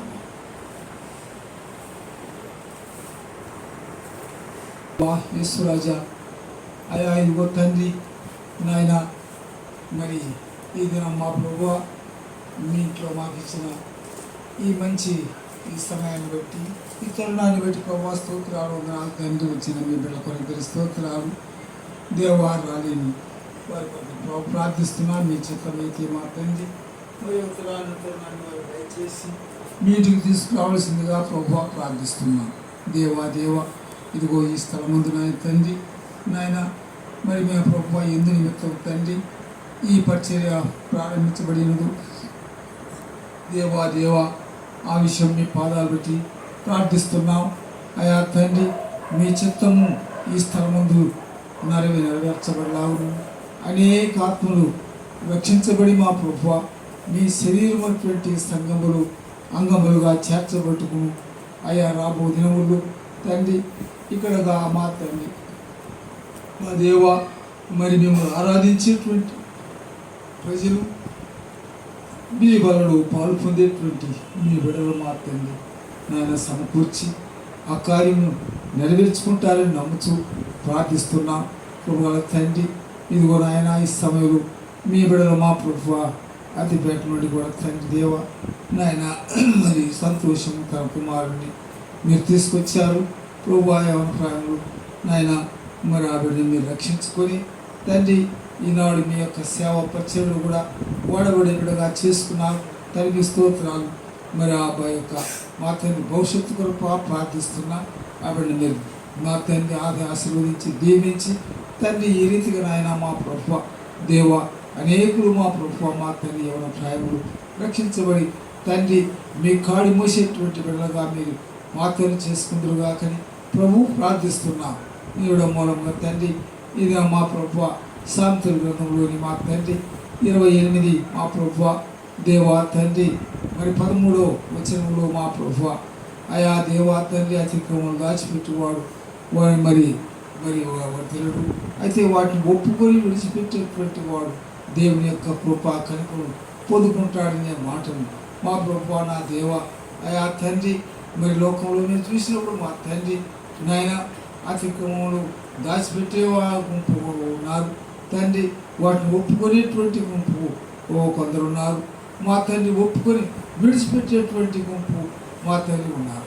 అయితే తండ్రి మా ప్రభుత్వ చివరిలో మా తండ్రి ఎవరైతే నా తండ్రి దాచిపెట్టకుండా పాపము ఒప్పుకొని తర్వాత దాన్ని విడిచిపెట్టి మా తండ్రి మీ కనికరములు పొందేటువంటి వారిగా మా తండ్రి మేము ఉండులాగున దేవా తండ్రి ఇటు మా ప్రభువా మా దేవా తండ్రి నాయన మరి మా దేవా అయాకోబు పోలే మా తండ్రి దేవా చివరిలో మా తండ్రి తన యొక్క తల్లి గర్భంలో మా ప్రభువా తండ్రి మరి అతను ఎంతో మోసగాడిగా మా తండ్రి మరి పిరుగులాడు చేసేటువంటి వాడుగా ఉండి మా దేవా తండ్రి నాయన శరీర ఆశలకు తండ్రి లోనైనటువంటి వాడుగా ఉండేది.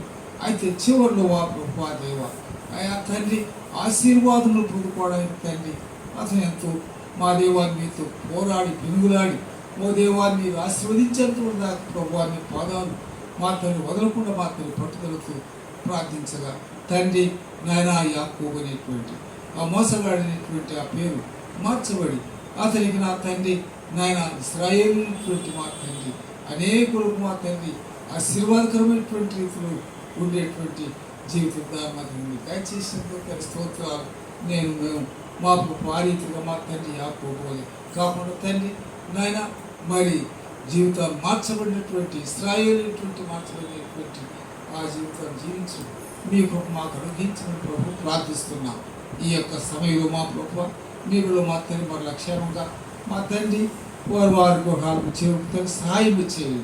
మళ్ళీ రానున్నటువంటి ప్రభు దినం కొరకు సిద్ధపరిచి ఆయుధపరిచి నా దేవ ఆ దినం మా తండ్రి ఇంకా అనేకులు మా తండ్రి నడిపించి మీ నా మహిమార్థమై ఈ కార్యం జరిగించుకుందరుగా కానీ ఈ యొక్క సమయంలో మీ దీవెనలతో ఆశీర్వాదములతో మమ్మల్ని పంపించుదరుగా కానీ సమస్త జ్ఞానం ఇచ్చిన దేవుని సమాధానం మా హృదయం తరపు కావుగా ఉంచి భద్రపరచమని మీ దయగల మీ కృపగల మీ గాయపైన కర్మలను మమ్మల్ని సమర్పించి మా ప్రభు మా రక్షకుడు విమోచకుడు యేసుక్రీస్తు వారి పరిశుద్ధ నామమున ప్రార్థించి స్తుతించి వేడుచున్నాము తండ్రి.